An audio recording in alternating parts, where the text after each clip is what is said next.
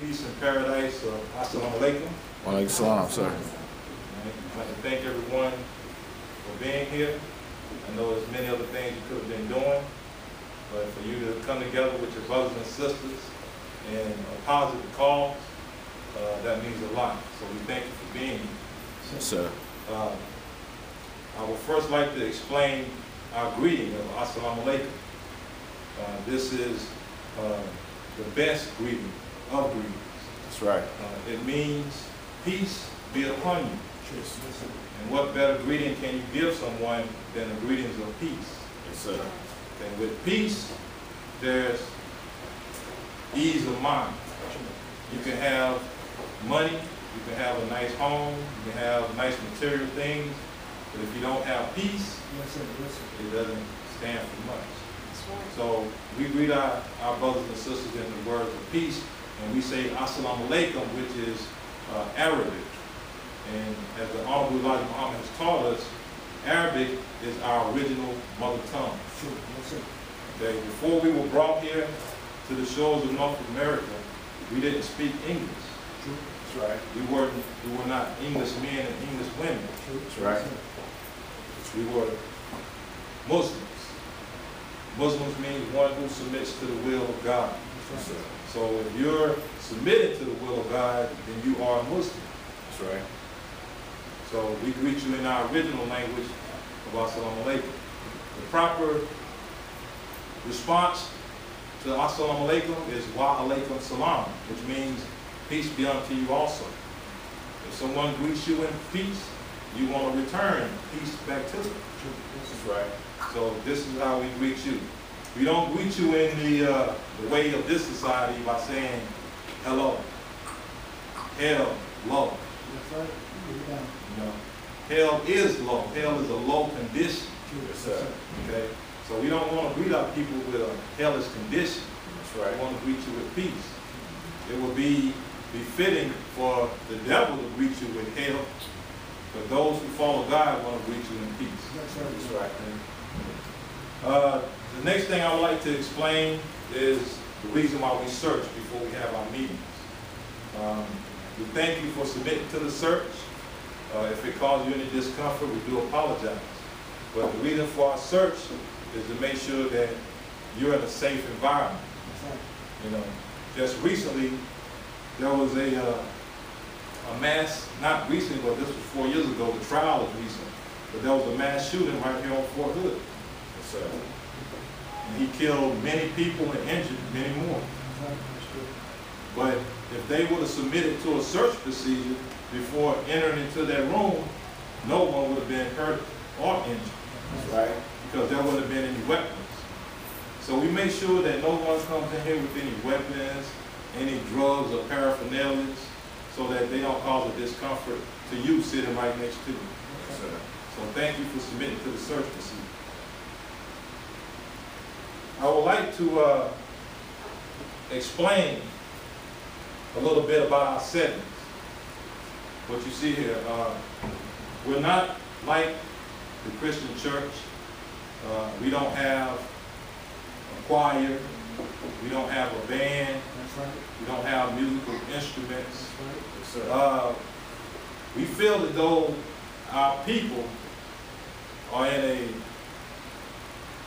detrimental condition, and we need to be educated back into the knowledge of who we are, and who the rest of the world is. So we have a setting more like a classroom setting versus a preaching setting. That's right. You know, with great preaching, you can get lost in the preaching and not hear the message. Yes, sir. Okay, so with a teaching setting, it's more of teaching you a lesson and making sure you walk away with something that you learned instead of a great and fantastic performance.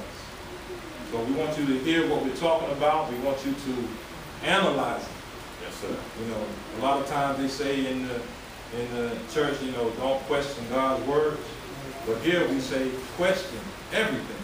That's right. You know, today, you know, in our time being here, we've been tricked and made fools of by every nation of people. That's true. That's right. And it's time for that to end. We can't let no one make fools of us. That's right. So we question everything. You know, we never accept anything on face value alone. You want to question everything. If someone tells you something that's as important as to know who you are and who God is, then you should question it. That's right. Because when you question a thing, you dig deeper to the root of it. So we want you to know the root of the truth. And the truth has been revealed to us. Yes, sir. It's true. A truth and a message that has been tailor-made especially for you and I, the black man and woman here in America. Yes, sir. That's right. And this truth and this message is from God himself. That's right. So you may ask yourself, why would God tailor-make a message especially for us? Good question. How are we, black man and black woman, deserving of a tailor-made truth for us alone? Why are we that special? Good question. So I want you to think over some of these questions and ask yourself, are we worthy of receiving a message from God? Yes, sir. In our settings, we have the actual fact board. This is a very important board in the temples of Islam. That's right. And this board gives an understanding of the time that we're living in. That's right. So I want to point out a few things that you see on the board. We see the statement here, which one will survive the war of Armageddon? Then you have Christianity, the American flag, and you have Islam and the Islamic flag. And underneath the Christianity, American flag, we have slavery, suffering, and death. And we have the cross. Yes, sir. And we have a black man hanging from a tree. True. Yes, sir. America is a Christian nation. That's right. Yes, sir. So this is truth. That's right. And our experience under America and Christianity has been slavery, suffering, and death True. Yes, sir. here in America. Yes, sir. Were we not made slaves here in America True. by Christians? True. Did we not suffer during slavery in America under Christians? Yes, sir. Did we not die under America and Christianity? True. It's true. Our people were hung and put to death by Christians. True. That's true. So this is truth. This is not something that we are slandering against America or Christianity. This is a truth that's part of our history. That's right. It cannot be denied. That's right. And then on the other side, we have Islam and the Islamic flag. Now, this may be something that's unfamiliar to you. You may not be familiar with Islam, and you may not be familiar with the Islamic flag. But this is a part of our original selves. That's right. Islam means peace. And under the Islamic flag, we have freedom, justice, and equality. Because this is what Islam offers you and I. That's right. It offers us freedom, justice, and equality. Yes, sir. The same things that we've been begging and marching from this flag. Yes, sir.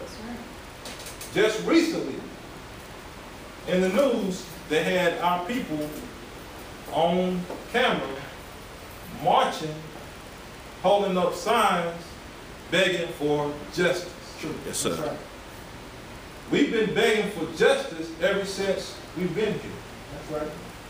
And a lot of us find today, you know, we feel as though we came a long way from slavery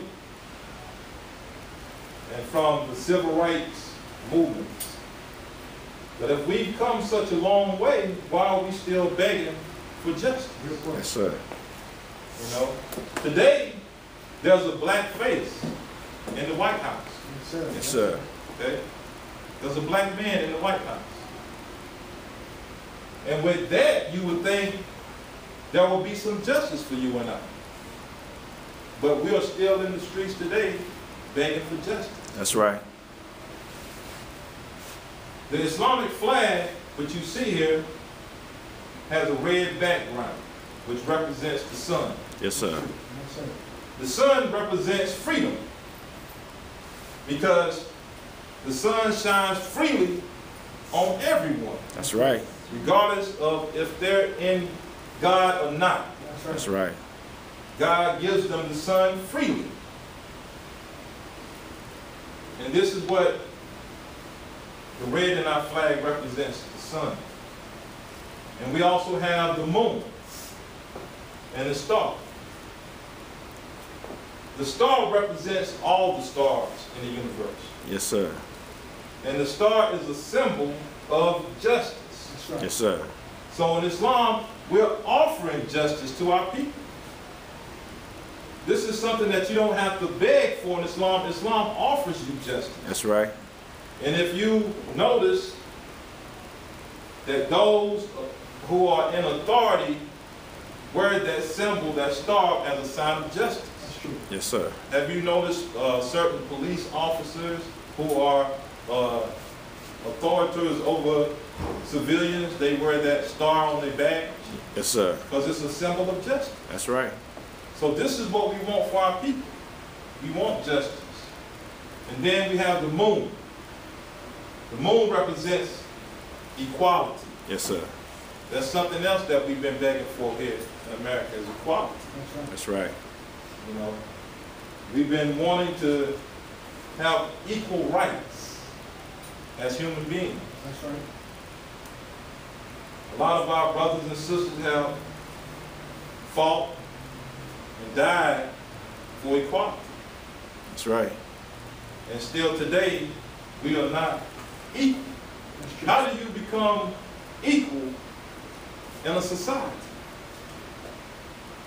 Well, first off, you would have to have those things, or produce those things that your nation of people need. That's right.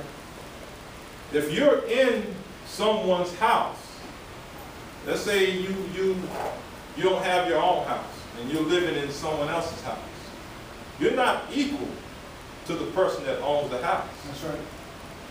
They are the owners. They make the rules. They set the laws. But even though you may have privileges in the house, those privileges were given to you by the owner of the house. That's right. That's right.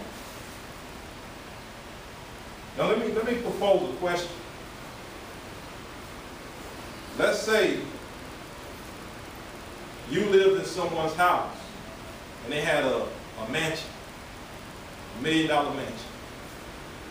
And you had a nice big room in that mansion. And you fixed it up the way you wanted. And you had access to the refrigerator, Yes, sir. Yes, you know, to the laundry, to the television. You had full access.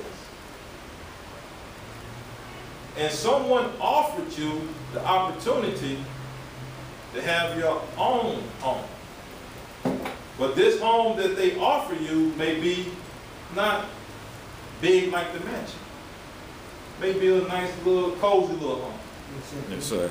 They just have 1 or 2 rooms, a little small kitchen, a little yard. Not like the big mansion with the swimming pool and all the luxuries that go along with mansions. Yes, sir. Yes, sir. Would you be willing to settle for a room and privileges in someone else's house, the big mansion? Or would you prefer to have your own Yes, sir. little home that you control, that you make the law, that you give the privileges to? Yes, sir. Yes, sir. Think about that. Good question. Me personally, I would rather have my own. Yes, sir. That's right. That way I can call the shots. I'm in control of the ins and outs of that own home. But over here I may have to ask, may I, can I, please? Yes, sir. That's But right. over here I don't have to ask anyone. I can do what I want to do because it's my house. That's Yes, right. sir. That's right. So think about that, especially, as children, when we're coming up in our parents' home. We have to ask permission, and when sometimes we get in trouble. But when you become grown and become independent, you want to get your own home. And that's what this is pretty much about. Yes, sir. This is about uniting our people together That's right. to produce the things that will make us independent. That's right. Yes, sir. That's right. We want to be independent as other nations and races of people are. That's right.